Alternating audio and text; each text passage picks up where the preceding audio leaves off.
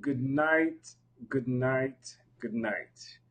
It is almost 12:12 a.m. Eastern Time, and you're just live for the queue up from my first conversation on this goal to meet 1,001 past podcast guests and a bit more over the period of 12 weeks. So I have someone with me here tonight, and I'd like to introduce him. Before I do that, again, if you do not know, you can go to 12minuteconvos.com/. 12-minute RV convos to get more info. If you've been on the podcast before, definitely log on. We'll be sharing as we have amazing conversations with amazing people. So let me now introduce you to a very good friend, Mackenzly Cox. Mackenzly, Yes, sir. how are you doing? Great, great. How are you? I'm excellent. Of course. It's a great pleasure to have you on. You're my first guest on this route to 1,001 conversations. Nice. Face to face, I'll have you know. Okay. How are you doing? I'm great, man. How are you? I'm excellent. I'm excellent. Okay. Now, you were episode 1069. Oh, didn't even keep track. And it was really important to have you be part of this conversation. Right. Do you remember when you had that conversation? Don't remember the exact date. I remember it was a night. Right. I got a phone call from you, and we did it within like 3 minutes of the phone call. Right. Yeah, I remember. So I remember very well, right? Okay. So what happened on that night is I was three people away from hitting the goal of 1,000, and I called Mackenzly and I said, "Hey, because people were just dropping off the bandwagon amazingly. Like people had great reasons and they were stopping, right? They just couldn't make it." And I reached out to a friend, Mackenzly, and Mackenzly shared his story. You can always check that out, episode 1069. But Mackenzly, let's dig in a bit. Just share with people who you are and what you do, please. So obviously I'm married with 2 kids, family guy. Uh, I'm a career pilot and presently involved in the U.S. military quite a bit. Love life, love seeing new places, new things. It's about anything else you want me to? Well, I do not know. Well, You're asking the questions. So. I'm very good at asking questions, I would say. So let's do that then. So tell me, being a pilot, how long have you been a pilot? In technical terms, I've had my first license since 2005. Okay. So I've officially been a pilot since 2005. Right. Now, one of the themes we want to highlight on this is the theme of what have you done to be where you are today. I really want to dig in a small bit of time, just a bit more as to the challenges, because I think it's necessary, as one friend said, Trisha Benjamin, to understand the value of the other person's shoes. Are you willing to walk where they walked? Are you willing to do the work they did? So please do share with us, Mackenzly, a bit more about the challenges you had on your path to becoming a pilot. Okay. Uh, Being a pilot, it's the aviation industry in itself. It's pretty cyclical. So there are times when you would have, how should I put it, good economic times, and then you have times where you have bad economic times in aviation. So one of the challenges is your time of entry into aviation.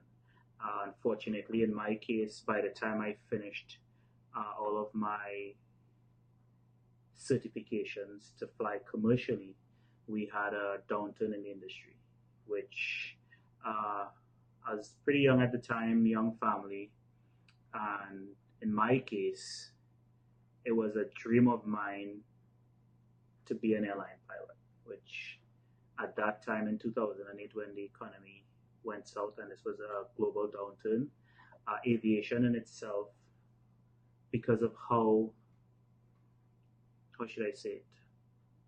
It's very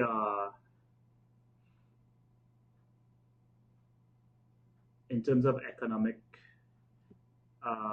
situations, it's very easily influenced by the economic climate. So it was very tough at that time to even for a pilot to find a job. So I had to transition into other career paths at times, considering making it a full time thing and totally walking away from aviation altogether. And uh, fortunately, in my case, I was given an opportunity to re enter into aviation at a great time right now where there is a there is a shortage of pilot professionals, and the industry is in great need of people like myself, and I do fit the qualifications now to re-enter back into aviation. Sweet. Tell me, like the jobs you did, like just throw out Oh, types you of jobs that ah, you did. so I've done some. I mean, on the military side, I'm still part of the United States military, which I enjoy a great deal. It's taught me a lot in terms of character building, being part of something bigger than yourself. Uh, some of the weird jobs that uh, I've done baggage handling Ooh. in airport operations, so I've seen it from the lower level. Uh, I've done package handling, management operations. Uh, How did it feel when you were doing those jobs? Was it like this is the path to me getting to the next place, or was it I am disgusted by not being able to fulfill my dream? What was the feeling like? so, you know, at times you try to rationalize, hey, maybe I could make this a career because I did complete a bachelor's degree in the same field, but it's pretty transitional. I could have gone into other things with it. And, every day you get up and you go to work. At the start of it, you're like, yes, at this I could see myself making this a career. And then, that your dream is still your dream. And to me, I couldn't continue to wake up and see myself doing anything else. Yeah. But being around airplanes and in the atmosphere of aviation. And I never felt happy doing anything else. So I returned back to aviation uh, after so many years of waiting for an opportunity to re-enter into it. So no, I couldn't. It's it's tough to look from the outside and see the industry that you would like to be in, and you're doing something completely different to that. Did you ever cry? Literally, no. But if in a figurative term, there was a lot of crying. Yes, of course. I Every single day I was not doing something in aviation. It was hurtful. Mm. Think about it. 2012, we're in 2008, we're in 2018. That's 10 years. I what did we enter? So 2016, I re-entered back into aviation full time. So that's 8 years of looking in from the outside, waiting for an opportunity to re-enter aviation. So What would you say to the person who is at the beginning of their first of 10 years, possibly, right? Like, what would you suggest their posture be like? They've just gotten their degree, they have their dream, but uh, the system, the economic system doesn't support their dream. right. Um, there are times when things may not go as you would like it to go. That's a definite thing. And the road to success might be a lonely one.